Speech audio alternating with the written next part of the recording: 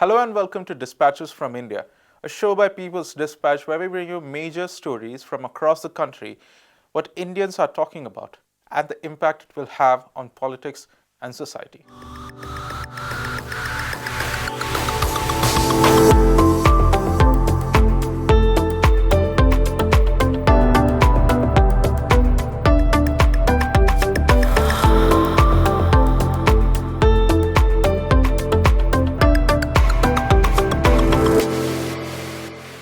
Our first story is from the state of Haryana, where thousands of Anganwadi workers staged a massive protest demanding increments to their salary.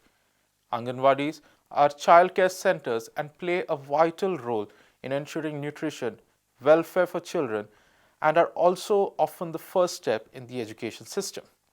Despite the significance of this institution, the workers and helpers are paid a pittance. They receive only rupees 12,000, which is around $165, and rupees 6,000, which is around $80, respectively, in the state of Haryana. The workers and helpers had been promised an increment of 1,500 and 750 rupees, which is around $20 and $10 in 2018. However, they have not received this yet. This has led to a number of protests, and in December, they went on strike. On January 8, workers' unions and the government held discussions. While the government conceded some of the other demands, the increment has not been granted. The determined workers have said that they will, quote, arrest on January 12 in protest. We now discuss an issue that's constantly on the minds of many Indians, especially the young. We are talking about unemployment. Recent data shows that the number of households with both members working has declined over the past 5 years. At the same time, the number of households with no working members has increased. Unemployment data often fails to capture many of the nuances of the situation in India. The pandemic has of course played a huge role on this, but the numbers are part of a more long-term trend. We bring you some of these numbers. Centre for monitoring Indian economy यानी CMIE ने हाल में ही कुछ आंकड़े इकट्ठा किए जिनसे पता चलता है वे घर जहां 2 कमाने वाले लोग हैं, ऐसे घरों की संख्या पिछले 5 सालों में कम हुई है। जनवरी 2016 में ये 37% थे, जो नवंबर 2021 में घटकर 24% रह गए हैं। साथ ही ऐसे परिवारों की संख्या 57% से बढ़कर 68% हो गई है, जिनमें सिर्फ एक सदस्य काम करता है। जबकि ऐसे परिवार जिनमें एक भी सदस्य के पास रोजगार नहीं है, उनकी संख्या पिछले 5 सालों में 6% से बढ़कर 8% हो गई है। हर परिवार में रोजगार प्राप्त सदस्यों की संख्या कम होने से समझ आता है कि क्यों भारत में श्रम भागीदारी का दर या WPR में गिरावट दिख रही है। नवंबर 2021 में भारत का WPR 40.2% था, जो जनवरी 2016 में 44.9% के मुकाबले कम था। मौजूदा दौर में भारत उन देशों में से एक है जहां WPR सबसे कम। ग्रामीण इलाके में काम करने योग्य आबादी का ज्यादातर हिस्सा खेती से जुड़े रोजगार पर निर्भर हो गया है और जिससे इस क्षेत्र पर बोझ हद से ज्यादा बढ़ गया है। क्योंकि खेती से होने वाली आय इसके मुकाबले में नहीं बढ़ रही, इसका मतलब है कि पहले जितनी आय ही अब ज्यादा लोगों में बट रही है। शहरी औद्योगिक और सेवा क्षेत्र में रोजगार की कमी ने कई लोगों के लिए पलायन का रास्ता बंद कर दिया है। इसलिए मार्च 2020 में लगे पहले लॉकडाउन के दौरान जो लोग पैदल चलकर अपने गांव जाने पर मजबूर हुए थे, उनका एक बड़ा हिस्सा वापस शहर नहीं आया है। ऐसे परिवार जिनमें किसी के पास रोजगार नहीं है, उनकी संख्या देश में 6.3% से बढ़कर 8% हो चुकी है। अप्रैल 2020 यानी सख्त लॉकडाउन के पहले महीने में तो यह आंकड़ा 33% हो गया था। जाहिर है ये वो परिवार हैं जो बेहद कमजोर हैं और जिन्हें तुरंत सरकारी मदद की जरूरत है। हालांकि महामारी में उपजे आर्थिक संकट से निपटने के लिए अतिरिक्त मुफ्त राशन बांटने से इन परिवारों की मदद हुई होगी, लेकिन यह काफी नहीं है। इसके अलावा भी बहुत से खर्चे होते हैं, जैसे बच्चों की पढ़ाई, स्वास्थ्य, कपड़े, ईंधन आदि। For our next story, we go to the south of the country to Pondicherry University. Students who had taken part in a fees must fall movement in 2020 are reportedly facing action.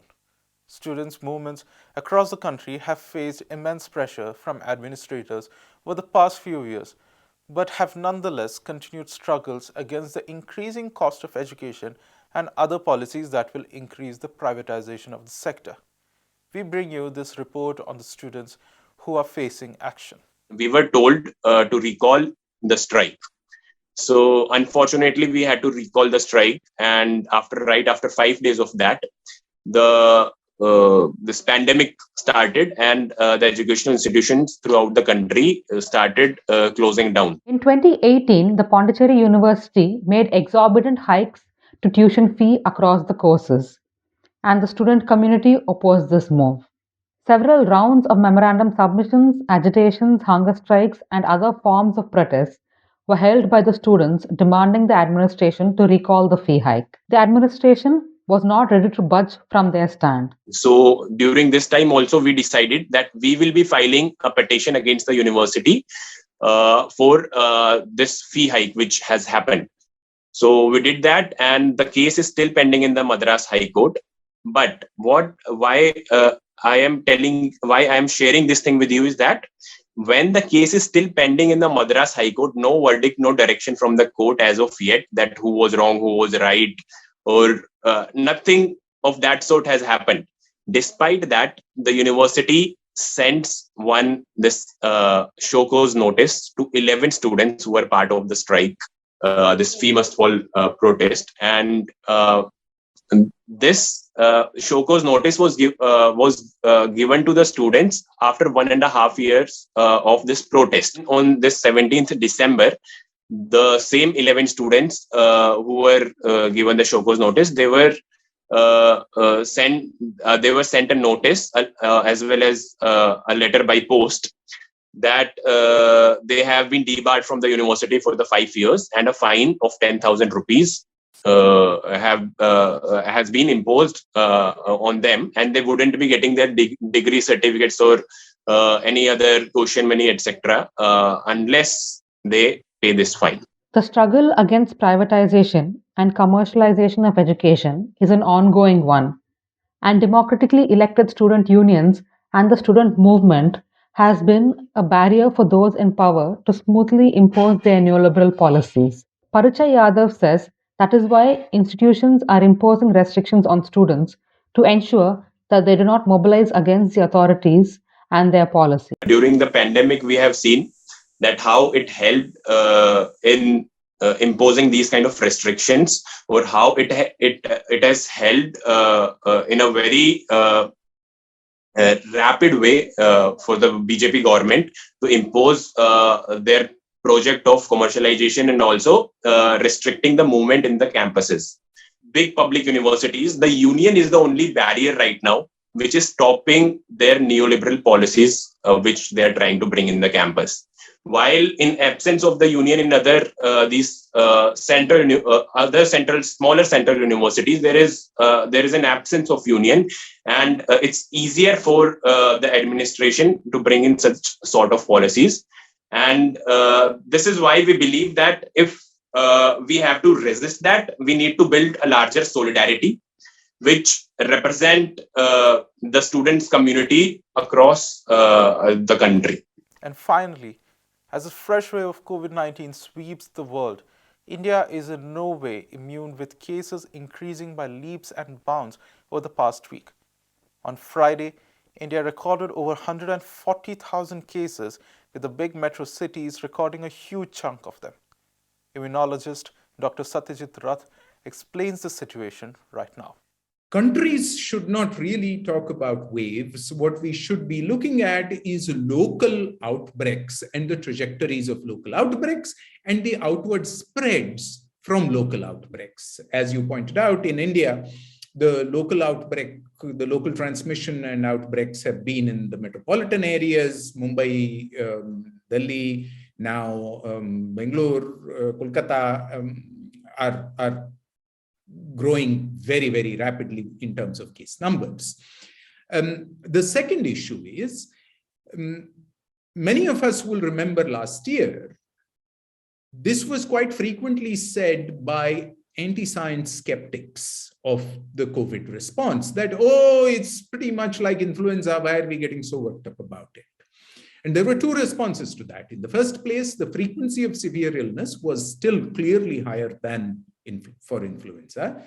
And in the second place, the fact that for 2 years has been brought home to us repeatedly, that if infection numbers explode in 1 week as the denominator, then even if a relatively small fraction of infected people become severely ill, the denominator number being large means that the numerator, meaning the people who land up in hospitals, who overload the critical healthcare system, not simply for COVID, but for all other illnesses that are handled by the hospitals, becomes a massive public health problem.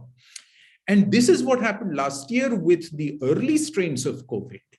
What is happening with Omicron is the so-called good part, which everybody is referring to, calling, oh, it's just another mild viral fever, as the chief minister of a populous state in the country has characterized it.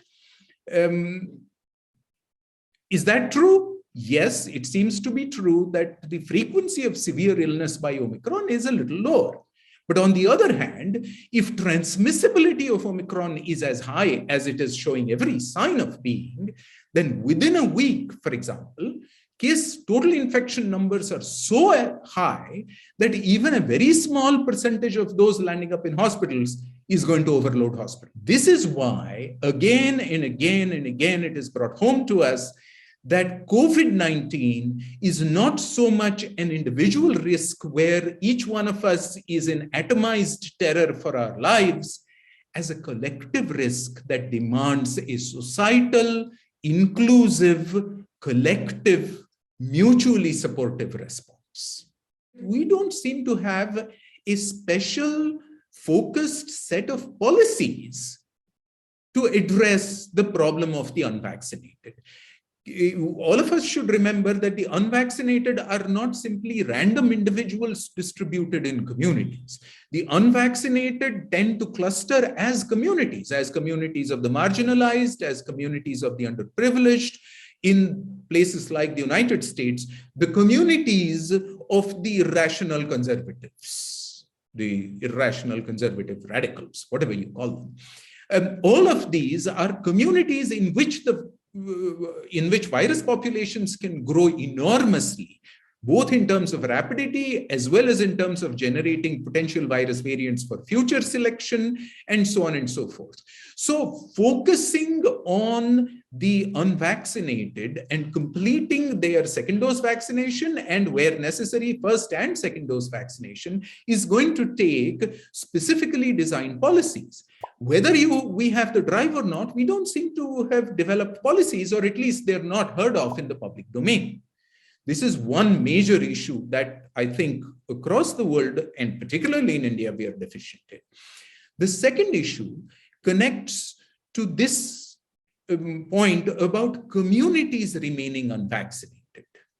And when communities remain unvaccinated, what we are doing by allowing communities on the one hand to remain unvaccinated, and on the other hand, creating hyperimmune communities, these living cheek by jowl with booster doses, is allowing a growing virus population with all the potential variants included in it to be repeatedly tested against the hyperimmune population, so that future true immune escape variants acquire the likelihood of emerging.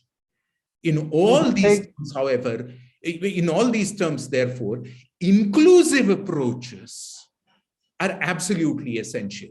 And what that means in vaccine terms is that we should not be in a situation where we are thinking about vaccinating under 18s, vaccinating with additional doses, those at high risk, such as healthcare professionals, and completing the basic vaccination should not be either or situations. Our vaccine manufacture, our vaccine supply, our vaccine distribution, and our vaccination implementation systems need to be geared to deliver all of these simultaneously. It's worth asking if we are doing that. That's all for this episode of The Dispatches. We will be back next week with more stories. Thank you for watching.